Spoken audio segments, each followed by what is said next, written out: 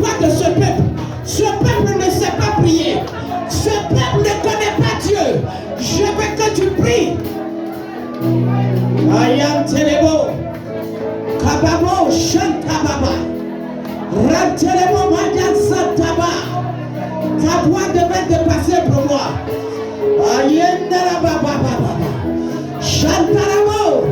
Est-ce que quelqu'un peut rentrer en lui-même et commencer à faire sortir des paroles? Parce que Dieu t'a sauvé, parce que Dieu t'a gardé, parce que Dieu a fait du bien à ta famille, à ton père, à ta mère, à tes enfants, à ta maison. Dieu t'a épargné la honte, t'a épargné l'humiliation. Alors ce soir, je veux que tu parles à Dieu. Je veux que tu parles à Dieu. Je veux que tu parles à Dieu. Yamderebo kababo, santarababo, rimbababababo. Oh, un homme et une femme ne prient pas. Je ne t'entends pas dire merci à ce Dieu. La vie n'a pas de prix. Personne ne peut payer la vie. C'est Jésus qui donne la vie. Et il a gardé cette vie en toi. Ce soir, bénis-le. Bénis-le. Dis merci à Dieu pour tes activités.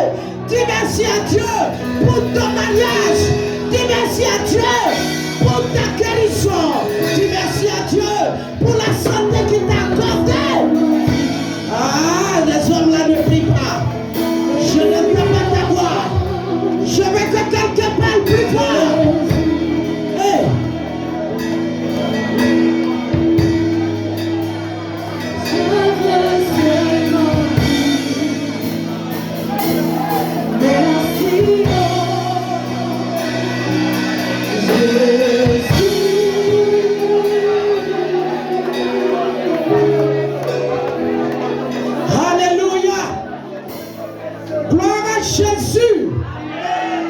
Je veux que vous soyez connectés à l'hôtel. Hein? Soyez connectés à l'hôtel. Ça se passe à l'hôtel. Alléluia. Le peuple n'est pas vivant. Ma Bible dit que ce sont les vivants qui célèbrent, qui adorent Dieu. Est-ce qu'il y a des vivants dans cette salle? Il y a des gens qui ont l'esprit de Dieu. Est-ce que nous sommes venus pour l'adorer, pour le louer? Si tu es là, clame plus fort. Oh, tu es là timide là. Je vais venir ici. Célèbre Dieu par ici.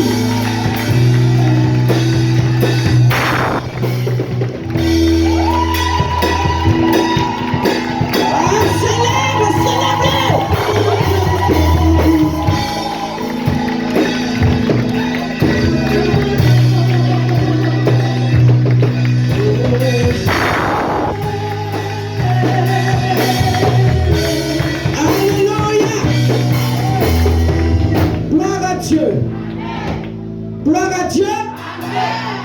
Gloire à Dieu. Donne-moi un amen très prolongé. Gloire à Dieu.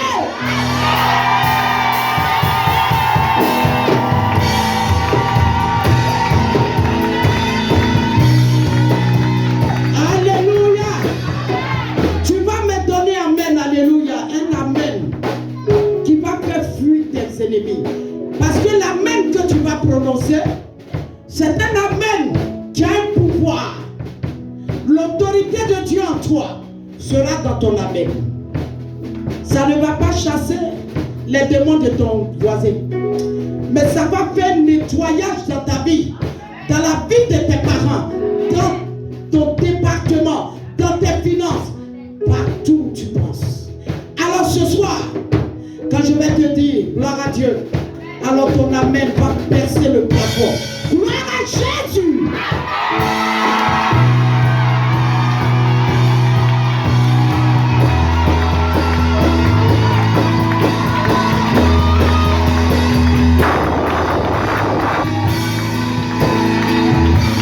Alléluia. Vous savez, il y a une force qui est en train de se dégager présentement au milieu de nous. Et cette force-là sort de ce périmètre pour combattre tous les sorciers qui sont autour, pour libérer l'atmosphère afin que quelqu'un se convertisse à notre Dieu. Quelqu'un dit gloire à Dieu, dit amen.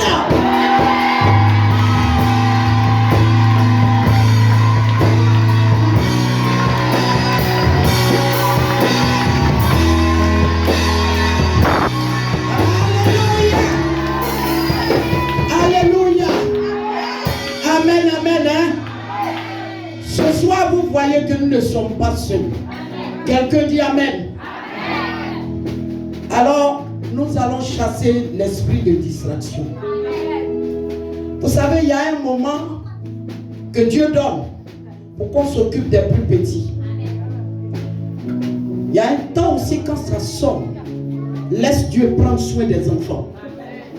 Il faudrait que tu sois concentré sur ce qui va se passer ici. Parce que cet homme a un message pour toi. Il est venu le dernier dimanche de l'année. Et ce qu'il va te dire ce soir, c'est un message porteur de grâce, de délivrance, de puissance, qui va te transporter jusqu'aux portes de 2026.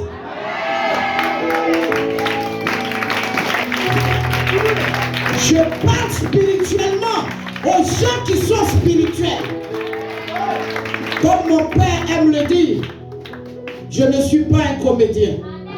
Moi non plus, je ne suis pas une comédienne. Mais nous sommes venus affranchir des hommes et des femmes qui croient en Christ et qui croient que 2026 est leur année.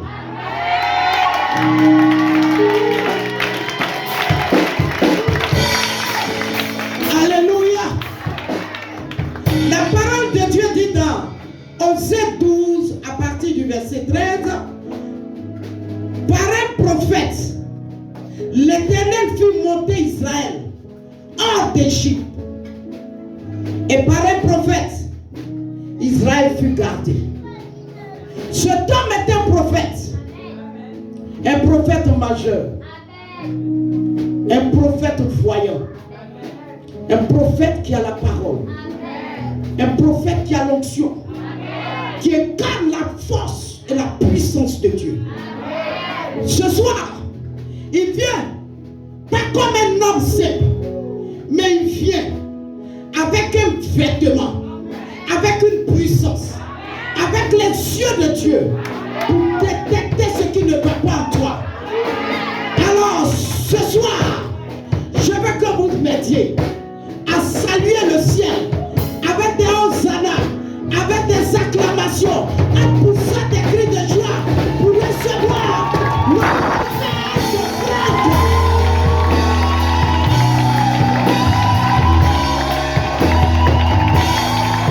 Pendant que tu es en train d'acclamer comme ça, je sens le ciel dans la maison. Pendant que tu es en train d'acclamer avec le sang le ciel dans la maison. Pendant que tu es en train d'acclamer, les sorciers de ton village sont en train de tomber. Pendant que tu es en train d'acclamer, tu es en train d'entrer en 2026. Tu es entré en 2026. Tu es entré en 2026. Ta maison entrera en 2026. Personne ne pourra cette feuille de 2026. Je le prophétise et je le déclare.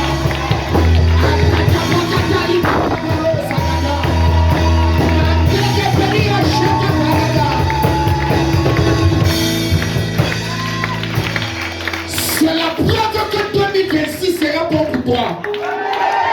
Que tu ne veuilles ou pas, je le déclare et je le prophétise. Sous l'onction de la main de cette maison, 2026 ne sera pas un échec pour toi. Et comme 2025 ne s'est pas encore achevé, ce que les 11 mois là ne t'ont pas donné, ce 12e mois te donnera cela avant sa fermeture. Je ne sais pas à qui je parle. Je ne connais pas qui est propriétaire de cette prophétie. Reçois cette prophétie. Si tu es propriétaire de cette prophétie, tu vas courir avec ton offrande. Tu vas pousser un cri de joie. Tu vas recevoir cela. Je parle à quelqu'un ce matin. Je parle à quelqu'un ce soir. Je parle à une femme ce soir. Je parle à un homme ce soir. Après cette soirée, ton histoire changera. L'histoire de ta maison changera. L'histoire de ta famille changera. L'histoire de ta maison changera. Je ne suis pas venu présenter ce personne. Je ne connais pas de quoi tu souffres. Je ne connais même pas comment tu es entré ici là. Mais ce soir, tu ne sortiras pas tel que tu es entré. Ton histoire changera. L'histoire de ta maison changera. L'histoire de ta famille changera. Je ne suis pas venu te donner des paroles de consolation. Je suis prophète. Je suis venu te donner des paroles prophétiques. Après cette soirée, ouvre-moi cette eau. Après cette soirée, l'histoire d'une personne va changer. J'ai dit l'histoire d'une personne va changer. L'histoire d'une maison va changer. Regarde, là où on t'avait retenu captif, là où on t'avait retenu captif, si on avait parlé sur l'eau, je parle aussi, je dis que tu es béni. Je te fais sortir des cachots. Je te fais sortir de la pauvreté. Je te fais sortir des liens de famille. Je te fais sortir des prisons. Je te fais sortir des seaux. Je te fais sortir des masques. Je te fais sortir de la pauvreté. Je te fais sortir de la misère. Reçois cela au nom de Jésus.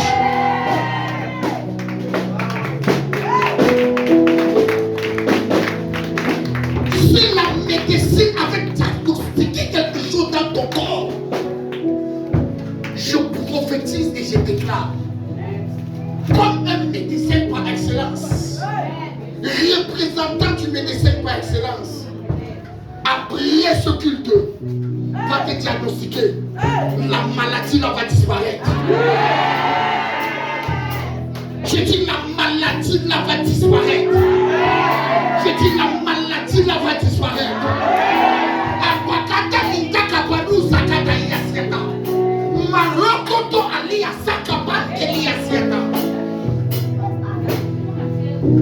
La Bible dit, ma fille, la Bible dit, dans la vie d'un homme, chaque chose a un temps. Tu as longtemps pleuré, mais tu sortiras d'ici en rien. Tu sortiras d'ici en rien. Tu sortiras d'ici en rien. Je ne sais pas à qui je parle.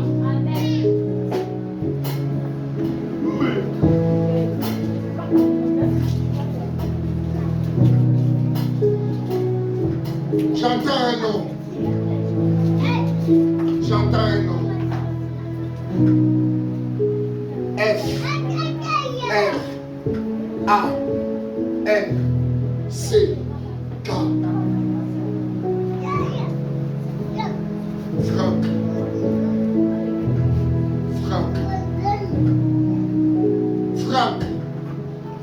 J'entends un nom comme Franck. C'est qui Franck? C'est qui? C'est toi? Tu t'appelles Franck?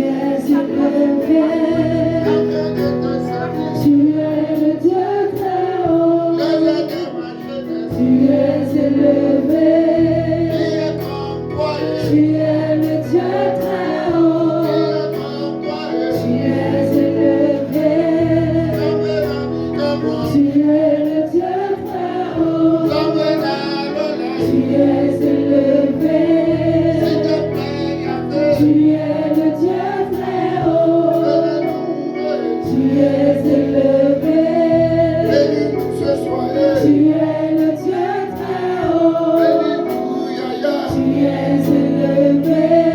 Bénis-nous, Seigneur. Tu es le Dieu très haut. Tu es élevé. Tu es le Dieu très haut. Tu es élevé. Tu es le Dieu très haut. Tu es élevé. Tu es le Dieu très haut. Tu es élevé. Tu es le Dieu très haut. Je prêche ce soir sur le thème 2 points, le service, la loyauté, l'honneur. Mais un piège à éviter, l'ingratitude. Ça va chauffer tout à l'heure. Le thème est intitulé, mon frère ne coupe pas comme ça. Il rejoue ce que tu jouais. Le thème que je vais aborder ce soir, c'est le service, la loyauté, l'honneur, mais un piège à éviter, l'ingratitude. Le service, la loyauté, l'honneur, mais un piège à éviter, l'ingratitude. Calmez les enfants. Calmez les enfants. Le service, la loyauté, l'honneur, mais un piège à éviter, l'ingratitude. Ézéchiel chapitre 37. Mais mon texte de base, c'est Matthieu 23 à partir du verset 11. On lit la parole de Dieu et vous pouvez vous asseoir. Matthieu 23, verset 11. Et après tu me lis Ézéchiel chapitre 37. Matthieu 23, verset 11. Le plus grand parmi vous sera votre serviteur. Le plus grand parmi vous sera votre serviteur. Oui, attends. Asseyez-vous. Bien aimé, je vais commencer avec vous comme un enseignant. Je vais aller comme un prédicateur. Et je vais terminer avec vous comme un prophète. Écoutez. Jusqu'à hier, je ne connaissais pas ce que je devais parler. Mais aux environs de 1h du matin, minuit, 1h du matin par là, à la recherche de l'écoute de Dieu, j'ai dit, Seigneur, qu'est-ce que je vais parler? Qu'est-ce que je dirai à ton peuple? Il me dit, frère, le dimanche passé, tu as parlé dans une église. Je veux que tu reviennes donner la même matière, mais sous une autre forme. J'ai dit, Seigneur, qu'est-ce que je vais ajouter? Il me dit, mais cette dernière phrase que je vous ai donnée, l'ingratitude, un piège à éviter. Écoutez, nous sommes à la veille de l'année 2026. D'ailleurs, personne ne mourra. Personne d'entre nous ici ne mourra avant 2026. Amen. Et lorsque tu seras entré en 2026, tu ne mourras pas parce que tu entreras encore en 2027. Amen. Alors, comme gardien sous l'onction de Maman Konaté, je te prophétise que tu ne mourras pas. Amen. À l'entrée et à l'aube de 2026, j'aimerais vous léguer quelque chose. Nombreux parmi vous peut-être ont commis beaucoup d'erreurs durant cette année 2025 dans la maison de Dieu, que le Seigneur aimerait corriger pour 2026. Écoutez-moi, je vous amène quelque part. Papa, le patriarche Germain Odrago a l'habitude de dire, comme maman l'a cité très bien, qu'il n'est pas un comédien. Et maman dit, elle n'est pas une comédienne. Amen. Mais je peux te rassurer que moi non plus, je n'ai même pas envie ou bien je ne semble même pas. Je ne ressemblerai jamais même à ce qu'on appelle la comédie. Je prends mon travail très au sérieux. Depuis ce matin, je suis seulement en train de servir Dieu. J'ai juste enlevé ma veste et je suis venu ici parce que j'avais chaud. Écoutez-moi, je vous amène quelque part. Nous venons de lire un texte qui va nous amener quelque part. Le texte que nous venons de lire se trouve dans les évangiles synoptiques. Dans le livre de Matthieu. Un jour, ma fille, les disciples viennent auprès du maître. Ils posent la question au maître, qui parmi nous est grand? Et Jésus leur répond quelque chose. Il dit, le plus grand parmi vous, c'est celui qui sait. Écoutez, aucun royaume, aucune église, aucune personne, aucune société ne peut avancer ou grandir sans ce qu'on appelle des valeurs. Aucune société, aucun royaume, aucune entreprise, aucune personne, aucun individu ne peut arriver à ce qu'on appelle à la grandeur sans ce qu'on appelle les valeurs.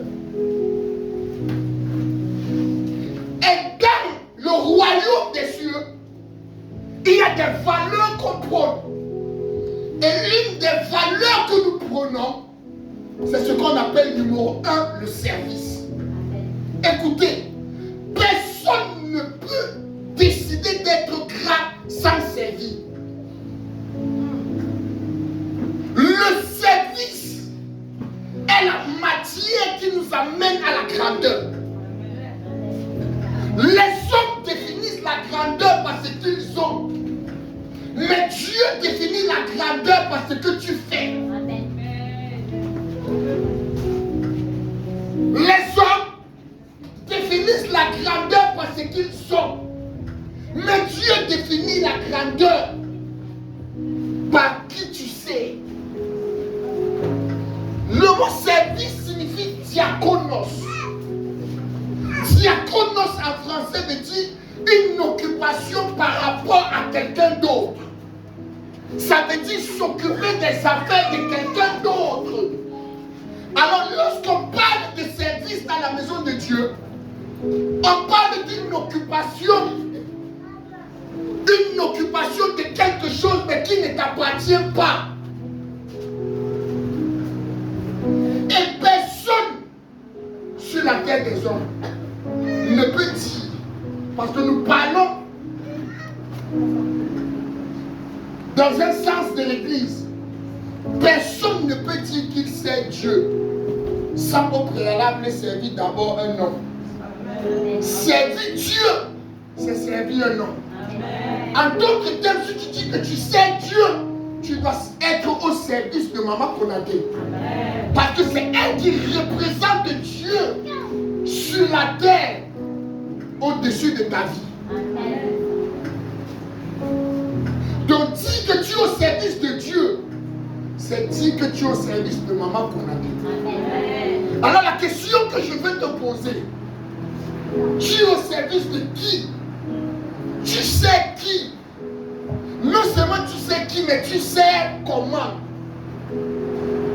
Nombreux parmi vous, vous avez des difficultés au niveau de vos finances, vous avez des difficultés au niveau de votre santé, vous avez des difficultés même dans votre maison, à cause d'une seule raison, c'est parce que vous ne servez pas. En d'autres termes, vous n'êtes pas utile entre les mains de Dieu.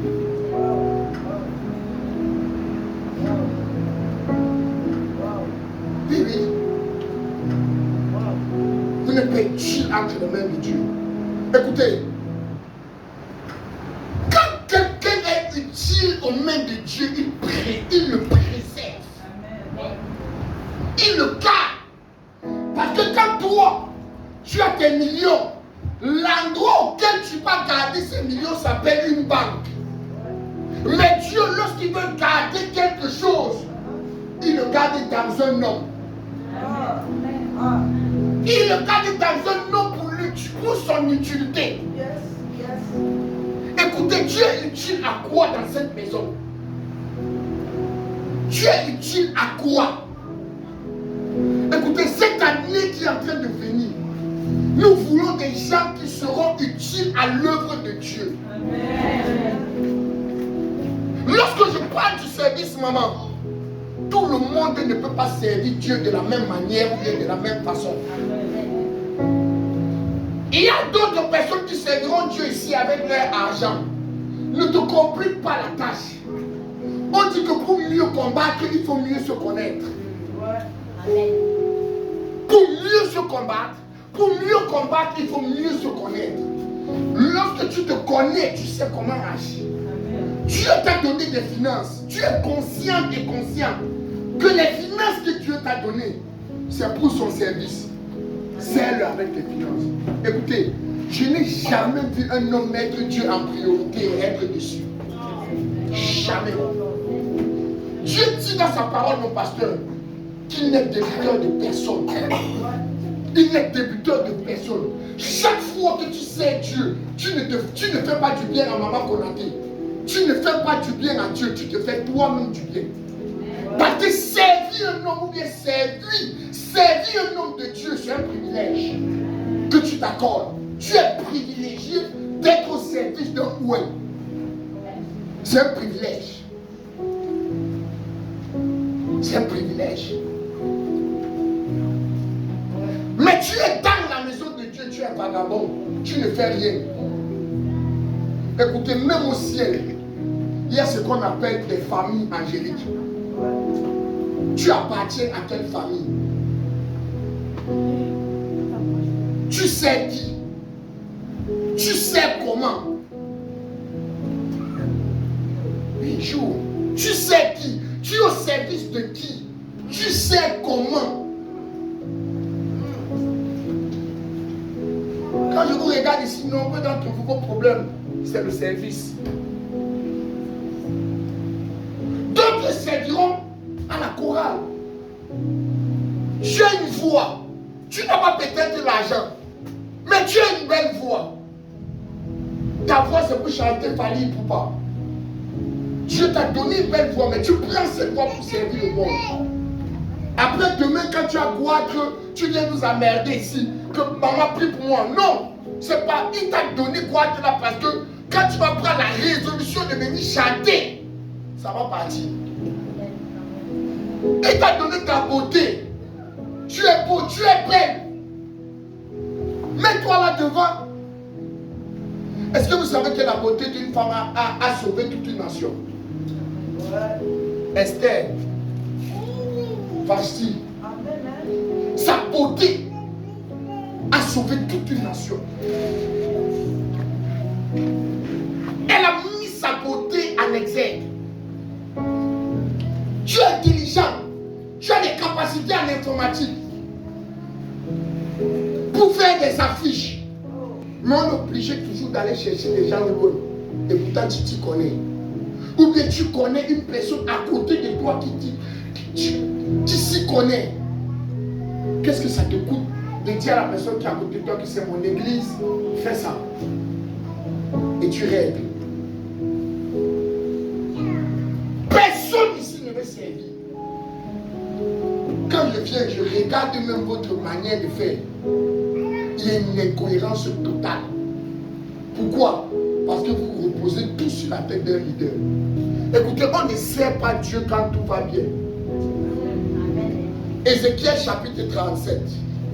Lis-moi ça. Vous allez lire ça à la maison, je vais gagner le temps. Ézéchiel chapitre 37. Ézéchiel se trouve au milieu des ossements desséchés. Israël est en captivité babylonienne, maman. L'église a pris feu. La nation est divisée. Il n'y a plus écoute de la parole de Dieu. Dans le français ivoirien, on dit tout est niagami. Tout est gâté en Israël, il n'y a plus personne. Tellement tellement il n'y a plus personne que Dieu est obligé de parler à travers un songe. Parce que l'église a été brûlée. Je vous amène quelque part. Il se révèle à Ézéchiel. Il trouve malgré qu'il n'y a plus d'église, il y a un chaos total. Il reste quand même une seule personne qui est encore disposée à écouter. Il se dispose à se mettre au service de Dieu. Mais pendant que Ézéchiel est en train de recevoir le songe, ma fille Jessica, Ézéchiel lui-même il est dans la captivité. Lui-même il est dans le malheur. Lui-même il est dans la souffrance. Mais il accepte de servir. Il accepte de servir. Écoutez, ce n'est pas parce qu'il n'y a pas tout ce qu'il y a dans d'autres églises que tu vas refuser de servir ici. Parce que ce que tu vois ailleurs ici, il n'y en a pas. Ézéchiel décide. Et vous savez, quand on présente Ézéchiel, on ne le présente pas comme prophète. Ézéchiel est prophète. Ézéchiel a le manteau prophétique. Ézéchiel a la prophétie. Mais on le présente comme un fils de l'homme. Toi, il suffit que tu nous aies donné 30 000 ou 50 000. Tu veux déjà nous commander. Tu veux nous dire ce qu'on va prêcher, ce qu'on va faire. Et vous savez ce qu'il dit? On dit Ézéchiel, ces eaux-là peuvent reprendre vie. Écoutez ce qu'Ézéchiel dit. Il dit Dieu, tu le sais. Dieu dit oui, je le sais. Mais prophétise. Écoutez, il y a des choses que ce n'est plus maman qu'on a dit qui vient pas faire. Vous savez, parce qu'elle vous a déjà enseigné et c'est à vous de faire. Il dit que oui, c'est vrai, moi je le sais, mais toi prophétise. Il dit, je prophétisais selon l'ordre qui m'avait été donné. Même dans le service, il y a une obéissance. On ne sert pas n'importe comment. Ce n'est pas parce que tu es en train de servir que tu vas faire n'importe quoi. On sert dans l'obéissance. On sert selon un protocole divin. On sert selon un protocole divin. On ne sait pas n'importe comment. Puisque ce que je suis en train de vous dire, même les tests que je suis en train de vous donner, ça m'émanait du ciel. Quand Dieu me dit, ouvre ta Bible, Ézéchiel 35, il dit, Seigneur, où est le service dans Ézéchiel 35? Il me dit, reste tranquille, lis. Je commence à lire. Tout ce que je vais vous donner aujourd'hui, ce sont les trucs que j'ai reçus du ciel. Pourquoi? Parce que je me dispose pour un service par autrui. Parce que servir Dieu, c'est servir les hommes. Amen.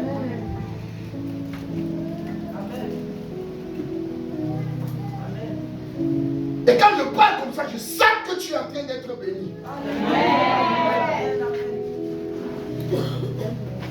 Il dit, je prophétisais selon l'ordre. Donc je comprends que même dans le service, il y a un ordre.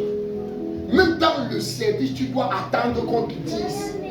On ne se lève pas n'importe comment pour faire quelque chose. On attend un ordre. Et chaque serviteur est sous l'ordre d'une personne. Il est sous l'ordre de celui qu'il sait. Tu sais qui et tu sais comment.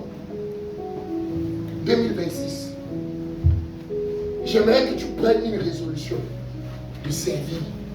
C'est dans ton église. C'est dans cette église. C'est dans un département. Fais quelque chose qui va faire grandir l'œuvre. Vous savez pourquoi nous sommes comme ça?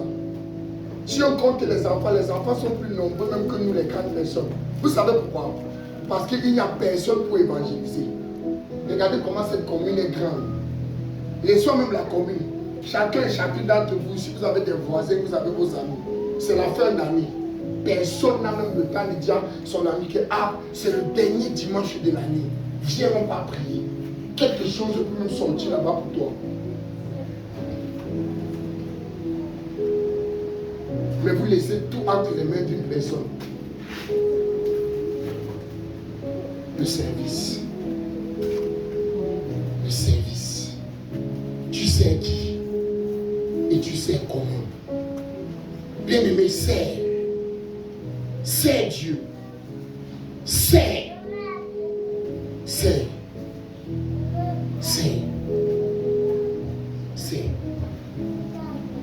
La deuxième chose, l'honneur.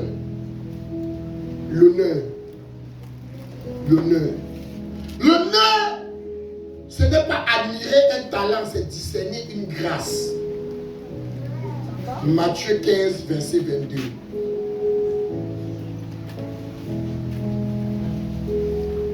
Matthieu 15, verset 22. Matthieu 15, verset 22. Dis-moi ça. Et voici, Une femme cananéenne qui venait de cette contrée lui cria, aie pitié de moi, Seigneur, fils de David. Ma fille est cruellement tourmentée par le diable, par le démon. Écoutez, reste même là, laisse-la comme ça. Tu vas me dire, homme de Dieu, où est l'honneur dans ça? Frère, je suis un étudiant, mais tu ne peux pas comprendre. Écoutez, avant que la femme, elle est cananéenne,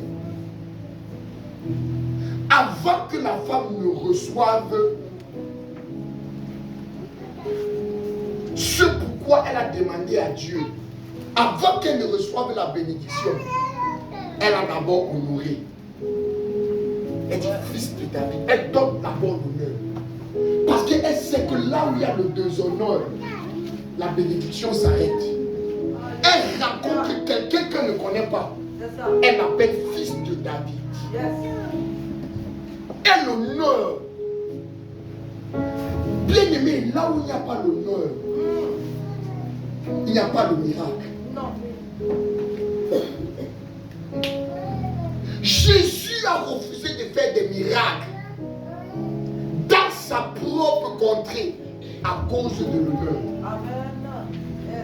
Il y a certaines choses ici que vous n'arrivez pas à voir de Maman Konaté. Pas parce qu'elle ne veut pas, mais parce qu'il n'y a pas une activation de l'honneur. Écoutez, il y a des choses que quand tu fais, qu'elle ne veuille ou pas, la bénédiction va être relâchée. L'honneur. Si je vous pose une question ici, vous allez penser que peut-être elle et moi on a causé. Non, Dieu m'en est témoin. C'est la fin d'année. Mais personne ici, vous tous vous avez su ce que vous allez donner à vos enfants. Vous savez ce que vous devez faire dans chaque maison. Mais vous vous êtes posé la question que celle qui nous a prêché pendant toute l'année, ça va se passer comment dans sa maison ou bien pour elle?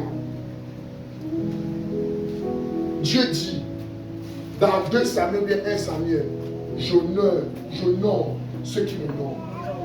Écoutez, même Dieu aime l'honneur. Il dit que si tu ne l'honores pas, il ne t'honore pas. À plus fort que les hommes, nous, ses serviteurs. Vous n'honorez pas sa servante. Vous ne l'honorez pas.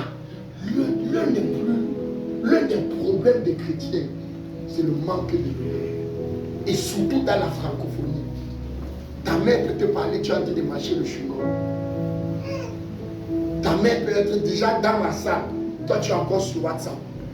Le manque d'honneur. Pas d'honneur à l'autorité. Écoutez, s'il y a des gens que vous devez double honneur, ce n'est pas notre président. La Bible ne déclare pas pour lui une double honneur. La Bible dit honorer les serviteurs. Mais quand il parle des oies, il dit ces gens-là, ils méritent double honneur. Donc dès que tu vois Maman Konaté, elle mérite double honneur parce que c'est elle qui introduit les rois. Et c'est elle qui a une autorité même d'enlever le roi. Et comme vous ne connaissez pas, vous méprisez, vous marchez dessus. Aujourd'hui, il n'est plus là. Les gens sont en train de pleurer. Les gens voient maintenant l'utilité. Oh, l'utilité. C'est triste que c'est à notre mort que vous comprenez notre importance. Mais de nos vivants, vous ne connaissez pas garder ce que Dieu vous a donné. Écoutez, ce n'est pas moi qui va venir la protéger. Ce n'est pas moi qui va venir l'honorer. Si vous, la tête que vous êtes là, vous ne pouvez pas soulever votre maman, personne ne viendra faire ça à votre place. Toutes ces églises que vous appelez vase d'honneur, vase d'eau, vase de ceci, vase de cela. Écoutez, vous savez pourquoi ils sont devenus vases qui est devenu un honneur? Ce ne sont pas eux qui ont fait de cela un honneur. Ce sont ceux qui sont assis à les écouter qui ont fait de cela un vase qui est un honneur. C'est vous. Ce sont eux, ce sont les fidèles qui ont mis de l'honneur à leur vase. Parce que le vase emprunte le contenu que tu lui donnes. Donc si vous voulez faire de maman Konaté une femme d'honneur à Benjerville, vous avez la capacité. On dit que l'une des évangélisations qui marche le plus, c'est l'évangélisation de bouche à oreille. Ça va plus vite que tout. Les statistiques ont été prouvées. Vous ne lui donnez pas de l'honneur. Vous ne lui traitez pas sa juste valeur. Écoutez, 2026, changez ça. 2026, Église de la Mairie, changez. Vous voulez être béni, il faut servir. Vous voulez être béni,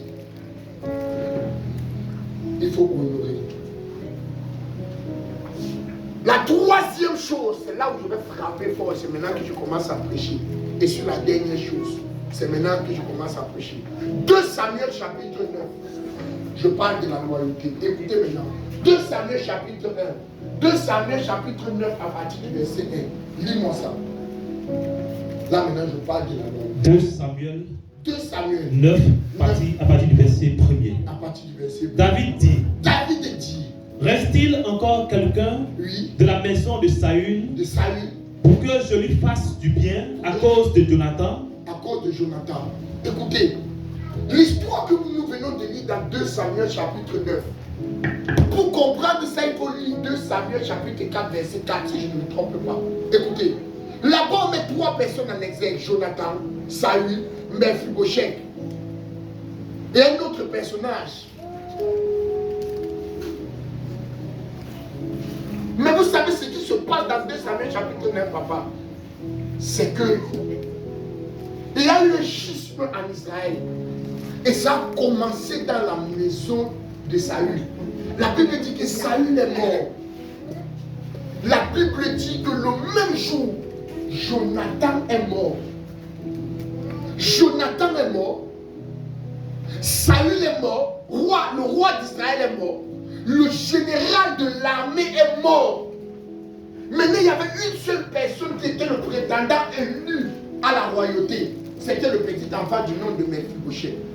La Bible dit qu'une servante a pris l'enfant. Elle s'est mise à courir.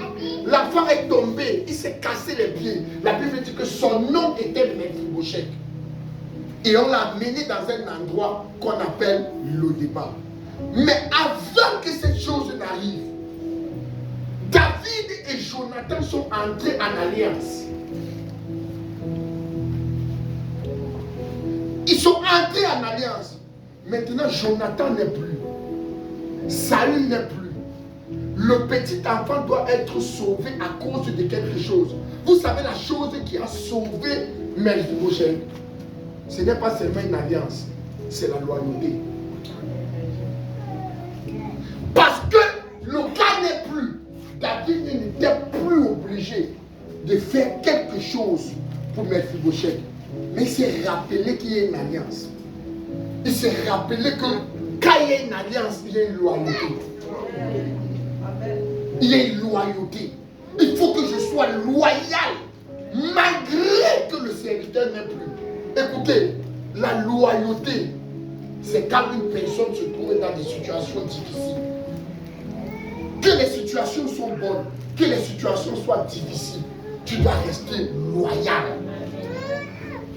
Loyal à la mère de la maison. Loyal quand elle est faible. Loyal quand elle est critiquée. Loyal quand on dit des choses. Tu entends des choses sur ta mère spirituelle au quartier de Benjerville. Tu dis que c'est ma maman. Vous n'avez pas le droit de parler comme ça.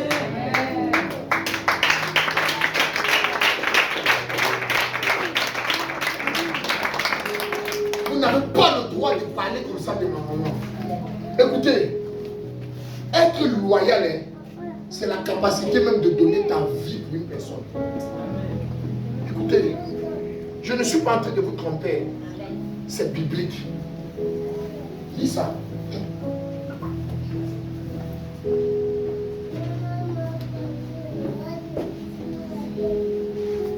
Samuel 17, verset 27 à 29. 2 Samuel 17, verset 27 à 29.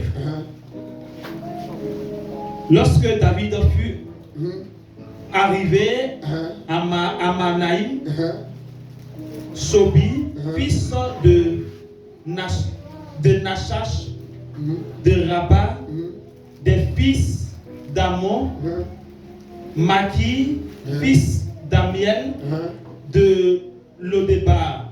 Non, 2 Samuel 17, verset 27 à 29. Verset 27. Oui, 2 Samuel 17, verset 27 à 29. Ok, vas-y. Lorsque David fut arrivé à Mahanaïm, Sobi, fils de Nachash, de Rabat, des fils d'Amon, Maki, fils d'Amiel, de Lodébar, et Barzilai,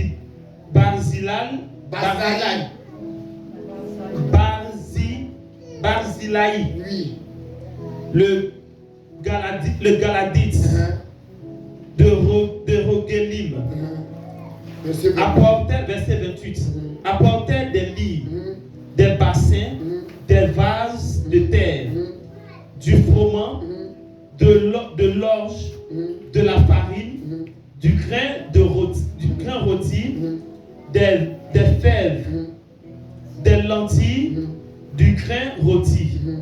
Verset 29, du miel, de la crème, des brebis et des fromages de vaches. Ils leur apportèrent ces choses à David et au peuple qui était avec lui, afin qu'ils mangeassent, car il leur disait, ce peuple a dû souffrir de la faim, de la fatigue et de la soif dans le désert. Amen. Amen. Tu vas encore lire 2 Samuel 19, verset 31 à 39. Mais vous allez lire ça à la maison. Ici, le texte nous parle d'un homme qu'on appelle Barzilai. Écoutez, Barzilai n'est ni prophète, il n'est ni soldat en Israël, il n'a aucune fonction officielle, il n'est même pas de la cour royale, mais apparaît lorsque David est dans une situation critique. Il s'est dit, si David est dans une situation critique, s'il n'y a personne pour faire, moi, Barzilai, avec tous les noms qu'on a cités, je ne vais pas laisser le roi mourir de faim. C'est ce qu'on appelle la loyauté. On appelle ça couvrir son père ou bien sa mère quand elle était. Vous devez apprendre à couvrir la nudité de vos parents, de votre mère. Personne ne peut parler de ta mère spirituelle. Quand tu es là, ça devait être une interdiction.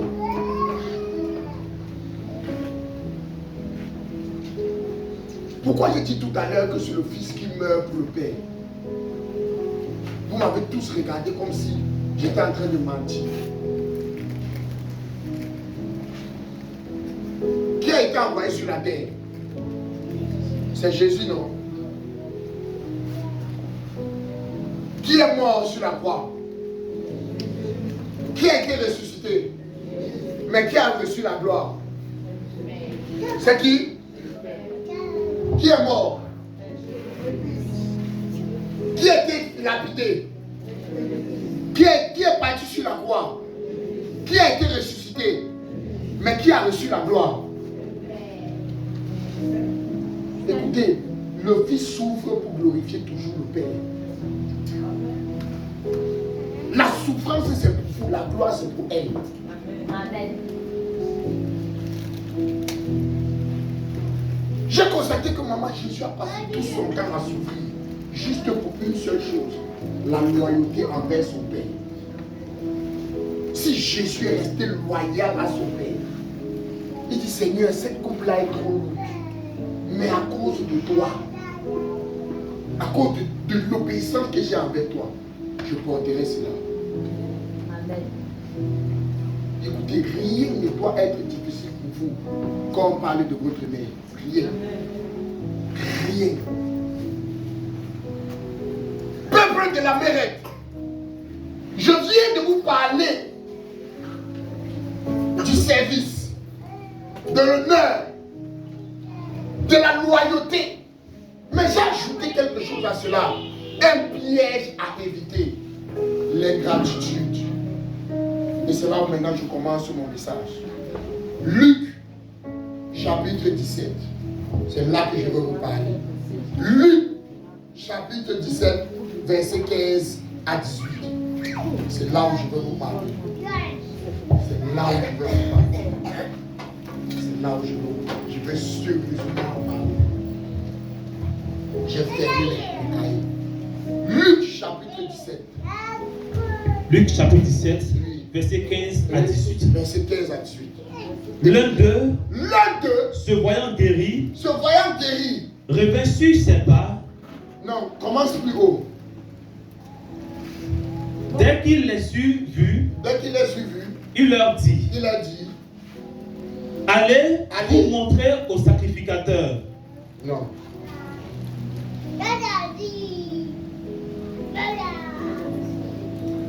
Lui à partir du verset 12.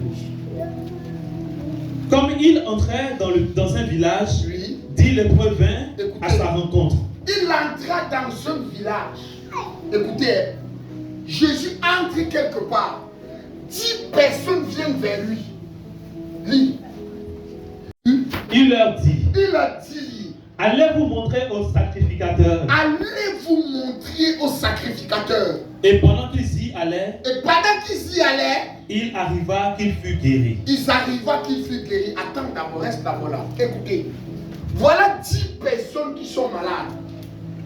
Et ils ne sont pas malades d'une petite maladie. Ils ont une maladie qu'on appelle la lèpre. En Israël, lorsque tu as cette maladie, tu es mis de côté. Tu es hors jeu de la société. Et tu ne peux même pas entrer au temple. Tu ne peux pas parce que tu es considéré comme un souillé. Tu n'as droit à rien de la société. Voilà pourquoi ils étaient à distance de Jésus. Et la Bible dit que pendant qu'ils sont en train de venir chez Maman Konaté, parce que Dieu là, frère, il ne se détourne pas de ses lois. Pour que Dieu agisse sur cette terre, il a besoin de Maman Konaté. C'est ce qu'on appelle quoi? De manière juridictionnelle, un protocole. Il a besoin d'un protocole, d'une façon de faire pour agir. Malgré qu'il est Dieu, il a besoin de Maman Konaté. Il a besoin de Maman Konaté pour agir. Il dit, allez vous présenter chez Maman Konaté. Et pendant qu'ils sont en train d'obéir, allez se présenter chez Maman Konaté, la Bible dit qu'il reçut le miracle. Maintenant, lis ce qui s'est passé lorsqu'il reçut le miracle. Verset 15. L'un d'eux, se voyant guéri, revint sur ses pas, glorifiant Dieu à haute voix. Il tomba sur sa face, au pied de Jésus, Maman Konaté, et lui dit, Maman Konaté, et lui rendit grâce. Et rend grâce à Maman Konaté pour les bienfaits. C'était un Samaritain.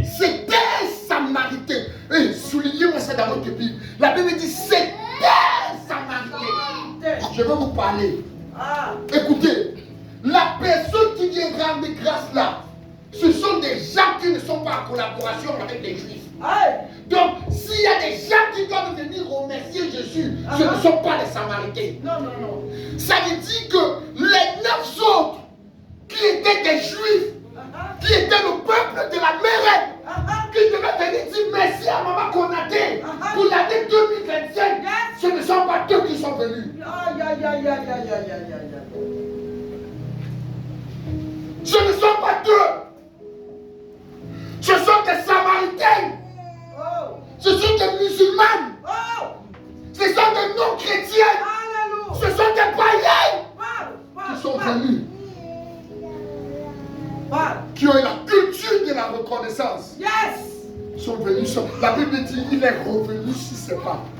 Et maintenant Jésus dit les 9 autres n'ont-ils pas été guéris? Maintenant il pose une question.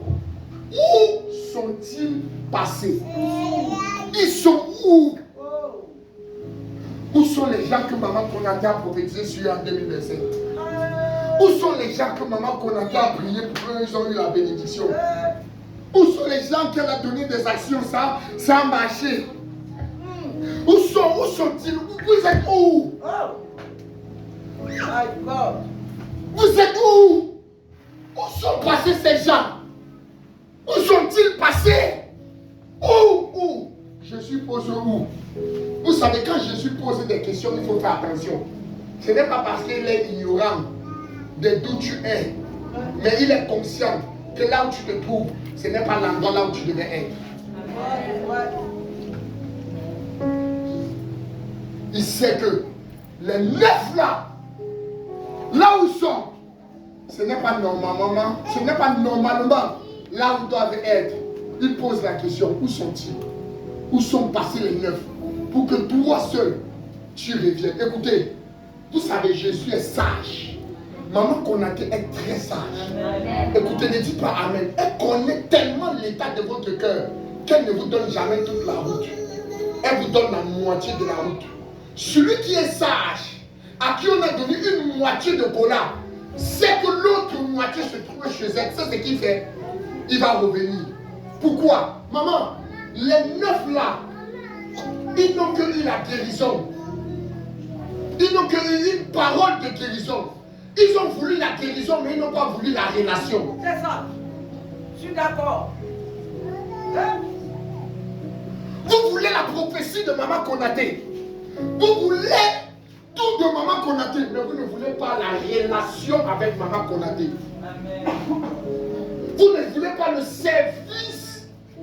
Vous ne voulez pas servir Maman Konaté.